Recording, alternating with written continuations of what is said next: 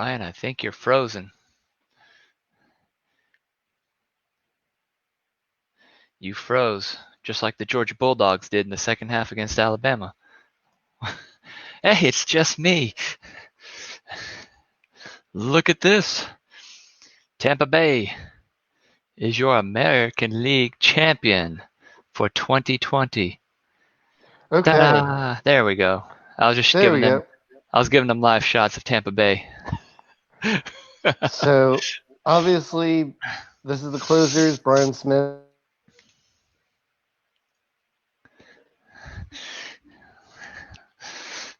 Uh-oh. Brian, we lost you again. Well, now it's the closer. Hey, everybody. And I'm very foggy at that. Let me fix that real quick.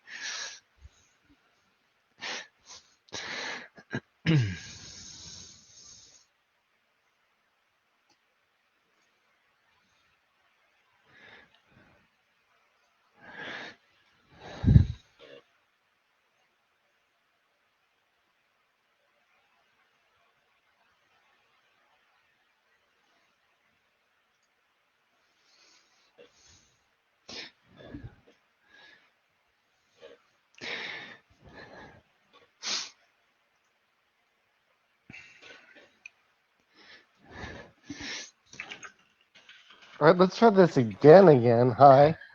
Um, we've definitely had better beginnings. Yeah, let's see if I can get this focus right here now.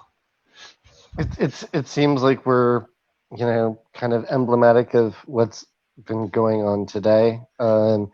Obviously, this has been a day that the sports story has changed many times just in the past few hours. The Tampa Bay Rays have their second pennant as they await either the Atlanta Braves or the Los Angeles Dodgers. We'll get to that in a second. Let's start closer to home, at least for me, with the Georgia Bulldogs. That everybody was, myself included, was really hyped up for this game. Everybody thought it was going to be different. They lost by a touchdown. The last time they faced each other in the college football playoff, they lost by less than that.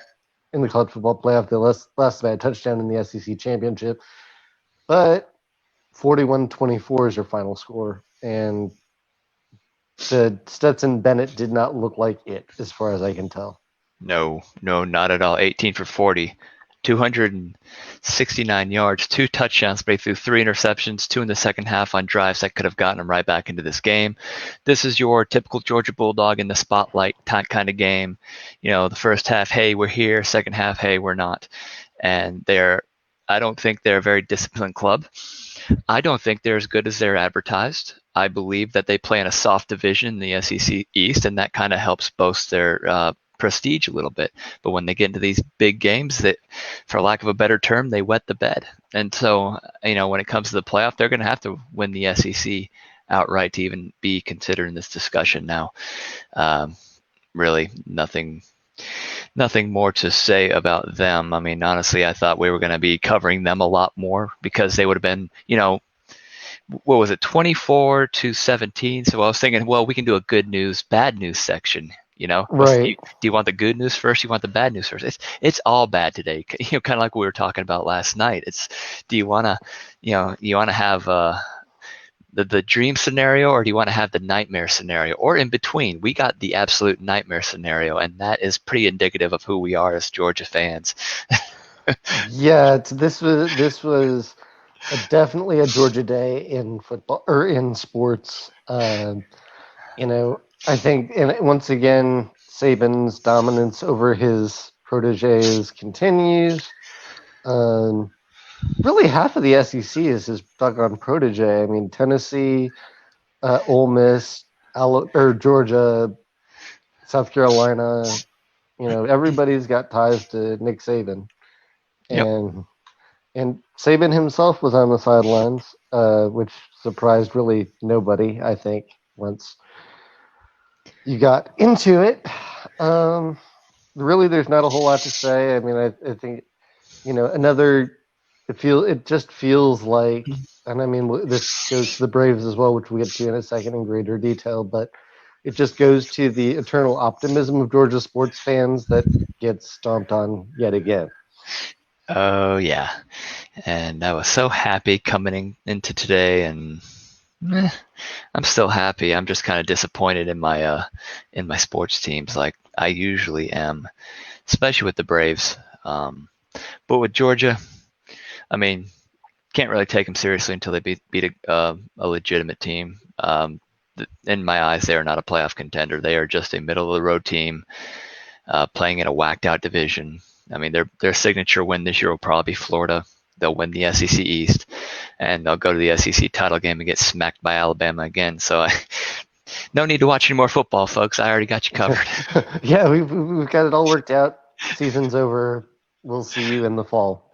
Yep. And we have all that worked out on October 17th or beginning of October 18th. How perfect. Yep. Place your bets now. Place your bets now. Let's spend a little bit of time on the Braves because I was really, really feeling sure that we would be sitting here talking about the, National League champion Atlanta Braves, and we are not. I mean, Max Fried again pitched very well, it looks like, but the offense, we've been kind of covering this number in each of the broadcasts that we've done, or broadcast that you did, and then following up yesterday. The Braves offense left nine runners on base. They were 2 for 11 in scoring position. It's just so many chances that were not capitalized on. Right. So I'll recap it for you here. So Max Fried got off to a rough start. Back-to-back homers from Seager, obviously, and then Turner after that. He gave up 3 in the first, but those were the only 3 he gave up. He settled down, gave Atlanta's offense a chance to come back, and like you said, they left 9 men on base. Austin Riley lost this game for the Atlanta Braves. I'm not gonna, I'm not gonna beat around the bush. Yeah, there's no sugarcoating this one. No, there's no sugarcoating this one. You have bases loaded in the second inning, nobody out. And you have Austin Riley up there at the plate trying to get 4 runs back on one swing. 1, 2, 3, boom, you're out. And then Nick Markakis comes up next. I don't know what he was looking for. Fastball right down the middle for strike 3. And then after that, Patchy grounds out to short, and that was basically the end of the rally. Once again, they have runners on. They're threatening. Austin Riley yet again strikes out. You had mental errors. Ozzie Albies trying to beat out a chopper in the infield. Muncy grabs it. Ball pops out of his glove when he tried to tag him, but Albies never touches first base. He goes around first base and jogs back towards the dugout, which is where Buehler tagged him. So big mistake there because Swanson got a hit right after that. Swanson being 3 for 4 today. He was the only guy who did something for this team. Markakis was a triple and a run scored. Acuna with an RBI double, but Freeman stranded him at second base. We had every single opportunity to put this game away, and in Atlanta Braves fashion, when it matters the most, we did not. That's just plain and simple. I mean, the only guys, up and down the Braves lineup, the only guys that didn't get hits were Marcelo Osuna, who, has played very well coming into this game. Puts up an 0 for 4, and Austin Riley puts up an 0 for 4 with 2 strikeouts. So, I mean, it's just not pretty, and we have to find a way to regroup after, 2 poor games, 2 less than spectacular games to try to put something together for tomorrow evening. Yeah. And what I will say about Ozuna, he should have been 1 for 4, but Mookie Betts robbed him. I think it was in the 5th or 6th inning. Runner on first, it was Freeman on first, and with 2 out, he goes to right center field. Mookie runs back and jumps at the wall, catches it right below the yellow line, running grab, hits into the wall, and basically rally over at that point. So, Dodgers are playing well, but we still had enough to beat them, but we keep beating ourselves. We keep putting ourselves in situations where, the other day it was keep the line moving, and Riley did that the other day. He was part of that big rally, but then now he's trying to do it all for himself, and it cost us the big out. When it was bases loaded, nobody out. It and I came into last night. I mean, I wish I could pull up the tape, but last night it was I was certain that the Braves would surely win one of the next two games, but maybe it's a combination of everything that's happened since then. But I have zero optimism at the Yeah, moment. as a lifelong Braves fan, we're taught to not really count it until it's finally over. Uh, I said last night this was the highest percentage chance that the Braves had to win the pennant, but again, they didn't get it done, and it was not just for the fact that the Dodgers beat them. The Braves had every chance in the world to put this away, and here we are talking about a Game 7 tomorrow, but at least we have an advantage in terms of the starting matchups. But like I say, with the Braves, you can't really go off of that. That doesn't mean anything to Atlanta. What I find striking really is that the Braves are not getting a complete game, and I'm not talking about 9 innings pitched by the starting pitcher. I'm talking about when the offense is on, the pitching struggles. When the pitching is on, the offense struggles. They're just not getting a complete game that they're going to need to you know take on the Rays next week either. And the one thing that Atlanta has going for them tomorrow is that they do have Ian Anderson going. He's almost unhittable. And from what I have been hearing, especially Joe Buck has been mentioning this a lot during the Fox broadcast, tomorrow's going to be a bullpen game for the Dodgers, more than likely. You'll see Gonsolin. I'm sure you'll see Urias on short rest, but there really is no set starter that's going to go 9 innings or 7 innings or maybe even 5 innings at that rate. They still show undecided by the pitching matchups by the Dodgers' name. So with that kind of status being up in the air with the pitching, I mean, you still have to feel good if you're the Braves offense. But now tomorrow, I will say that Austin Riley does not need to be in this lineup. Johan Camargo's been having better at bats. He's been making more contact. You do say, we'll look at Austin Riley in game 1, and well, that's because the reliever hit his bat on accident at this point. And so, if you're looking for clutch hits, you're not going to get them from Riley. You'll more than likely get him from Camargo, or you could put Sandoval at third base because he's been there before. He's used to these situations. And then, sneak Camargo into the outfield in place of Markakis, who hasn't been having a good series. You need to get guys in there that aren't cold right now because this is your last shot. This is it. Season's on the line. I mean, how much kitchen sink do you think that the Braves can throw at them in 9 innings? I mean, because both teams are going to be going all out like this is the last game they're going to play, because if they lose, it is. If they're going to ride Anderson until they get in trouble, if they get in trouble, I think Anderson's got the ability to go 8 innings tomorrow because Fried had 107, 108 pitches today. They're not going to put a leash on Anderson if he's going lights out on the Dodgers offense. You can't chance it. I wouldn't even go back to Will Smith at this point, even to face a lefty. You just keep riding the hot hands.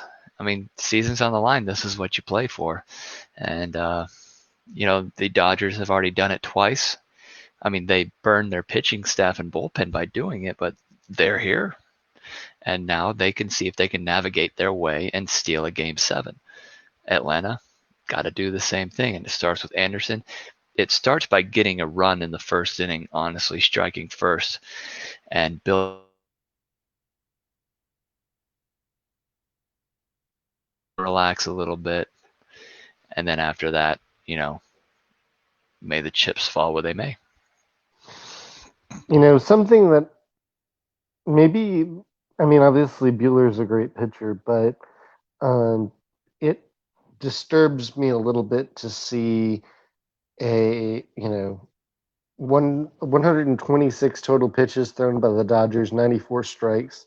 It seems like they threw a lot of good pitches in this game, and the Braves only got one run out of it. I mean, obviously they got what the strike zone determines to be hittable pitches. They only got one hit out or one run out of. They didn't look at a whole lot of pitches. It looks like. Cunha, I made a bet that he'd swing at the first pitch of the game, and lo and behold, as I cleared this off, he did. He swung first pitch and fouled it off, and I think what befuddles me is that Markakis at bat with the bases loaded. I mean, I'm trying to figure out what he's looking for in that situation because that ball split the heart of the plate at pretty much thigh level. He should have been swinging. They teach you to swing at anything close, and he just basically let that fly by. So obviously he's not in the right place. You got to get him out of there for Game 7. I don't want. You can't leave holes in the lineup like that. So it's that's not going to be good. Leave him on the bench to pinch hit if you have to. Right. I mean, I think that it's just, I think our best hope is that it's Gonsolin that they bring out, that they roll out there again.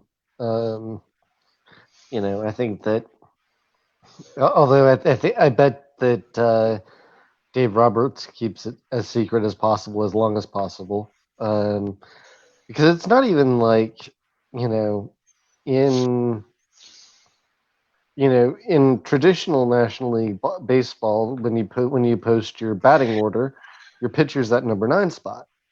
Right. But they don't have to even list a pitcher in the batting order because of the 2020 rules. So, I bet Dave Roberts leaves it as secret as long as possible. Oh, he will, without a doubt. But you're thinking Urias possibly. You're thinking Gonsolin.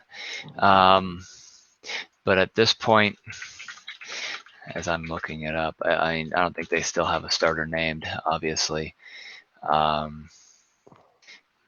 they do not. So it's going to be interesting tomorrow. But Atlanta, this is what they live for. This is what they should live for, anyways. Let's see. I'm gonna try something here. Okay. You ready for this? Yeah, I'm ready when you are. All right, hang on 1 second.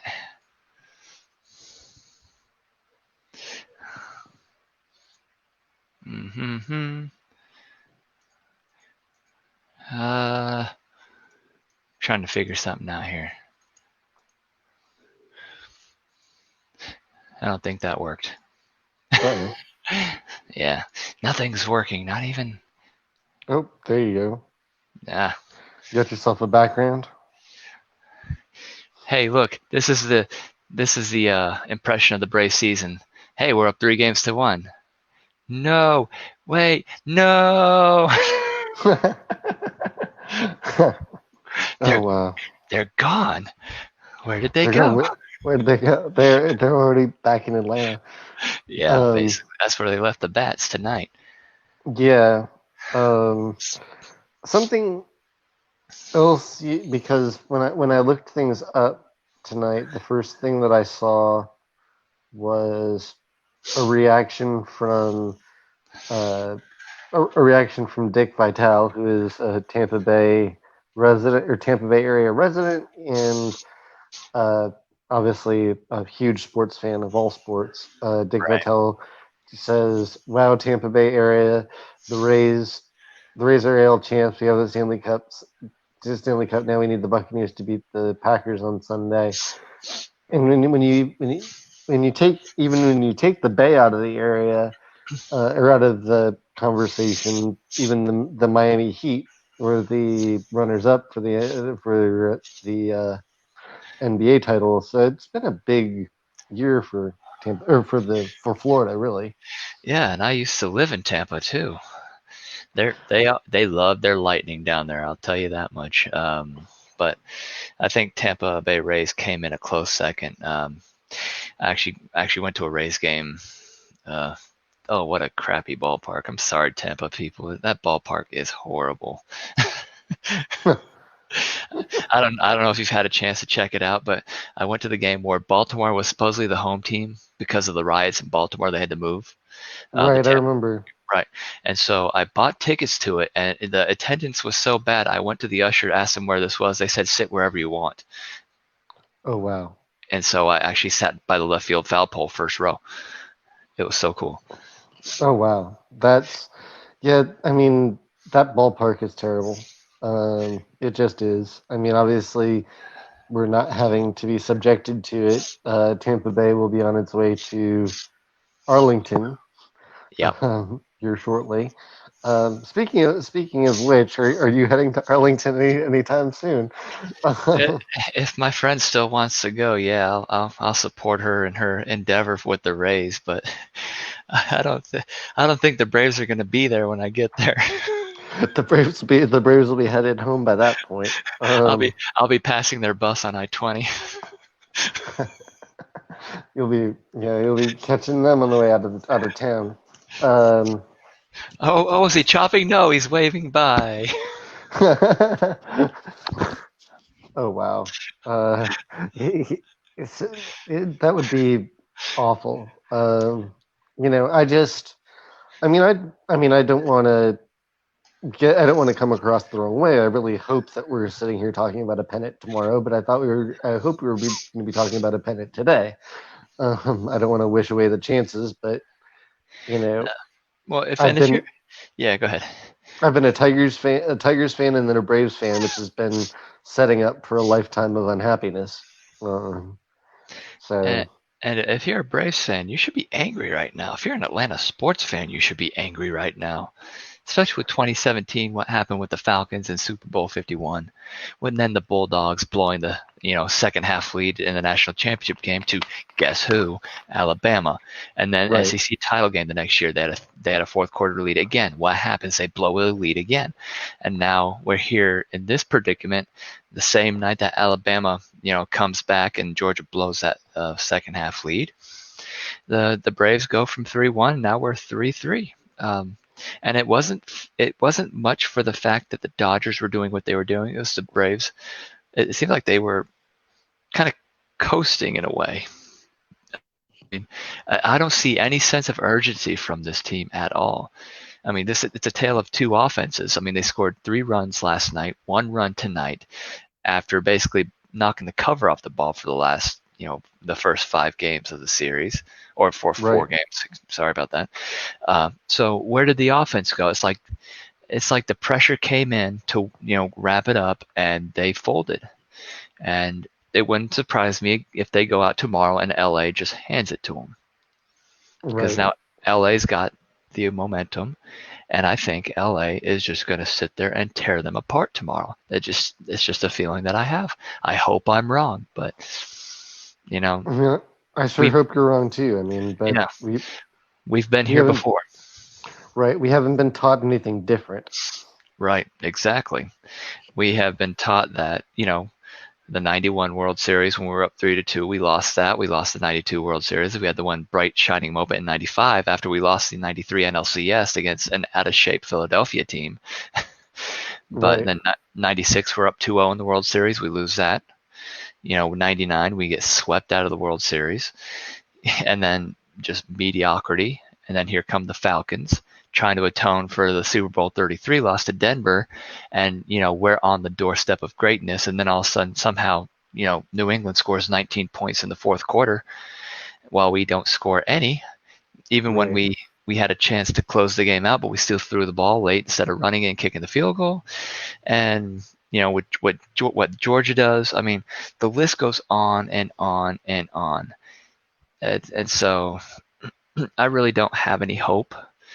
I mean, I had expectations coming into the series, especially when they were up 3-1. I would expect them to at least win one of these 3 games, especially when they were, 8-1 in the postseason leading up to, 2 nights ago. So, For a historic pitching run like this to come to an end because the offense decided to pack it in early, yeah, it would be a shame. For the most part, the Braves have kind of kept it status quo in terms of the coaching staff the last few years. And I mean, a lot of that has had to do with development. And I'm not saying anything against Brian Snitker. I think he's far exceeded the expectations than from when he set was set up as the interim coach when Freddie Gonzalez got fired. But when do you look at the fact that the Braves are, you know, getting close again and then failing, and the fact that it's the bats and it's the discipline and things like that, um, and start looking at Kevin Seitzer. Yeah, that's true at the same time. And what I'm looking at tomorrow is if Marcelo Zuna is looking for a big paycheck next year, he's going to have to do something because he's disappearing now. And the way that this team has been set up, they were built to win. But of course, nobody in the front office can help us swing the bats. And so, the Braves fans may get mad enough to where if the Braves lose tomorrow, they might be like, just move the team to Vegas. We're done. Oh wow. I mean that's it's going to be a very. I mean, I think that Atlanta is probably one of the most suffering sports cities in terms of the close but no cigar. I mean, everybody laughed at Cleveland for the longest time, and now the Cavaliers have a championship. They're obviously back to mediocrity again, but the Browns are getting some. Even the Browns are getting somewhere. Oh yeah, the Browns are, their first winning record since what, '04 they said or something like that. It's been Yeah, years. It's been years. And then, everyone thought Seattle, but with what the Seahawks did a couple years ago, I mean, that does that. And Sports Illustrated put out an article about 30 years ago that called Atlanta Losersville, USA, and it's been holding true. I mean it's we are like the kings of close but no cigar. I don't. You know, Unfortunately, we're going to be a little bit shorter tonight because I've got Yeah. things early in the morning. But I do want to take a quick second. Let's talk about tomorrow, um, just in terms of what you expect to see. Raheem Morris steps to the sidelines for the first time as the Falcons head coach. Game 7 of the World Series. What are you looking at for tomorrow? Now, the Falcons, I know they had a couple positive COVID tests, so I knew their facility was shut down, so their ability to work out together as a team was not there.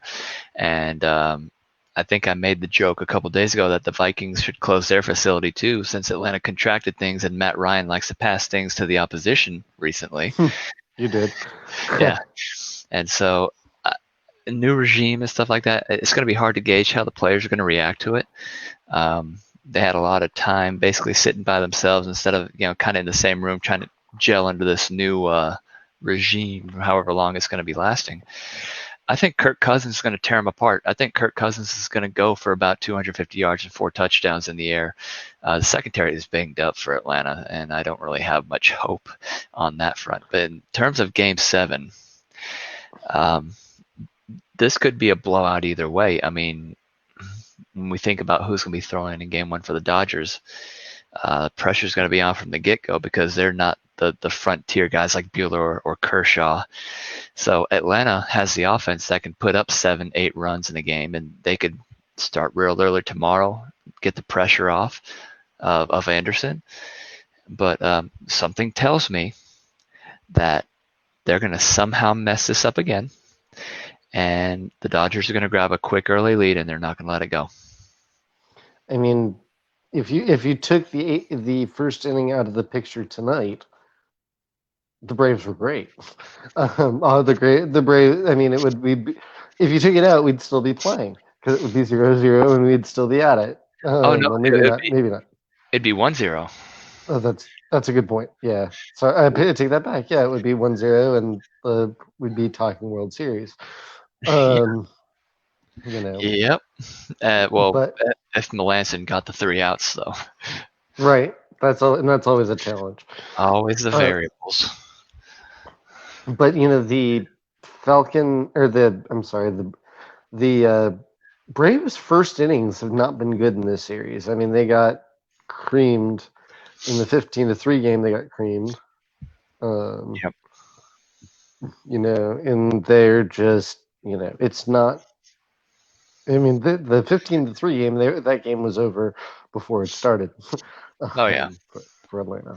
But I'm willing to hedge a little bit of hope on the Falcons that you know maybe a little bit of the lesson of a less intensive week. If you look at the Tennessee Titans, just as an example, coming out of 24 days or some huge amount of days outside of their facility, and coming out and beating the tar off the team that they faced. I think that they're and wanting to prove something with a new coach and all that. I think that it's you know Yeah. I'm gonna put my money on. I'll put money on the Falcons, but I'm not sold on the Braves. I think it's funny. It's funny with the Braves. A win away from the World Series and the Falcons 0-5. You'd think it would be easier to say, oh, the Braves are going to win, and if you had to pick one of the two, but just based on momentum and emotional factors, and I'm gonna say that it's gonna be a tight game, but I'm gonna say the Falcons are gonna win, and I don't have confidence in the Braves, although I hope that they do. Yeah, it'd be nice. I mean, what if I get made a crazy prediction and say the Braves score more than the Falcons do tomorrow? um, I mean, I would lose money. probably, but I mean I mean the Braves the Braves scored more than the Falcons did a few Sundays ago. Oh yeah. They Where with that 29 run game. 29. Um, We could use some of that tomorrow. yeah, why did we use all that up in one game? Well, we should have, spread that out a little bit. Yep. But But pressure's on tomorrow. Eight yeah, o'clock 8 o'clock start, I think. I think it was 8 or 8:15. 8:15. If I leave now, I might be able to get there by 1 o'clock tomorrow afternoon, in time for a little nap. Take a nap Yep. before you go, or before the game. But I mean, I would really, like I said, I really, really, truly hope that we're talking World Series tomorrow, but we'll see. Remains to be Yep. seen at this point. And But as Atlanta fans, you can't really put your hopes up for tomorrow. I don't think anybody is putting their hopes up for tomorrow. They're just going to watch and see what happens. uh, another kind of, I kind of want to wrap up with odds and ends. A couple things that caught my attention. I think especially as a long-suffering Detroit sports fan, I saw that like something like 12 members of the Jaguars practice squad are went onto the COVID list, I think. Oh, And let's see, I'm trying to see, I kind of caught a side headline. Um, kind of reminds me of a Bob Uecker thing, because I was thinking, well, maybe Jacksonville's players are just trying to get out of it, or something. They're trying to get out of playing. That kind of reminded me of Bob Uecker in his Hall of Fame speech, saying they walked up to him during the World Series. The general manager, he goes, we want to see if you can do us a favor. And he's like, yeah, go ahead. He goes, we'd like to inject you with hepatitis. See, we've got a second baseman coming up, and we need to make some room. oh man. Uh, so yeah, the Jacksonville Jaguars uh, announced 12 or placed 12 players on the practice squad COVID-19 list, and then they placed one active player, Josh Morrow, defensive end. He played for Stanford. They put him on the COVID list as well. So, Oh wow. and so it's uh, apparently the, this report I'm quoting Tom Pelissero from NFL Network saying only one player has actually tested positive, um, but those other 12 players We're were exposed. were exposed in close contact. So you know, uh, but I mean, it feels like we've done this dance with the Lions before. 2 weeks ago, kind of overnight, we were following whether or not the Saints were going to have a player, former Lion actually, Mike Burton, on that had tested positive, but then was retested and tested negative. Kind of like Saban, I guess. Yeah. But and they ended up playing the game. But it feels like we're just it feels like we're in like kind of the atomic clock. It feels like we're just like seconds from disaster constantly right now. Oh yeah. It's not going to take too much more.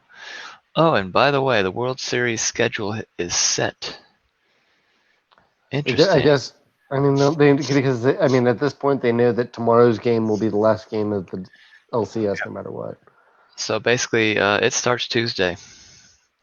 So Game 7 is Sunday, and then they get a day off, and then they go Tuesday. That's it. And So this is why they should have closed it out yesterday, because they could have had Fried and Anderson games 1 and 2 if they had won it. Now we're just trying to fight for our lives with Anderson. right, and then they won't have Anderson or Freed until game Three. what 3 and 4, three and Right. four, Yep. and that's assuming we make it through tomorrow. Yep. Which You'd have to go Wright and Wilson 1 and 2. and excuse me, Wilson did such a bang up job the other day. Well, I'm sorry, Wright did such a bang up job the other day. And my thinking is the Rays don't have a lineup.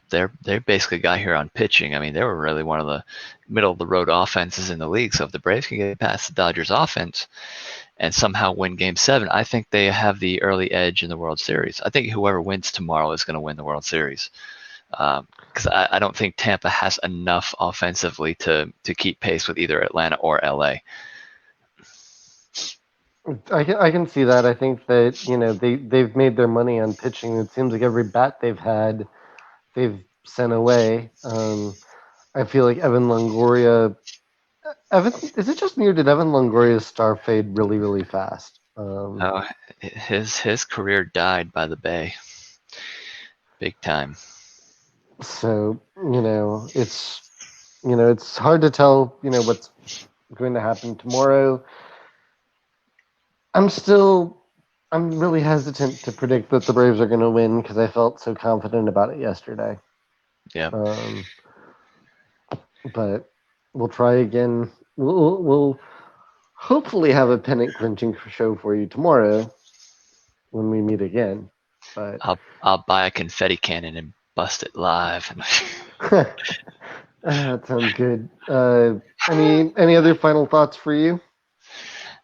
This day has beaten me up sports wise. I think it's time for me to stop thinking about sports for the evening. Let's think about something else, something positive. But uh, but we'll check in tomorrow, see how things go for everybody, and we'll see all of you tomorrow as well. I really don't have any final thoughts outside of go Braves. And let's get out of here. Good night, everybody.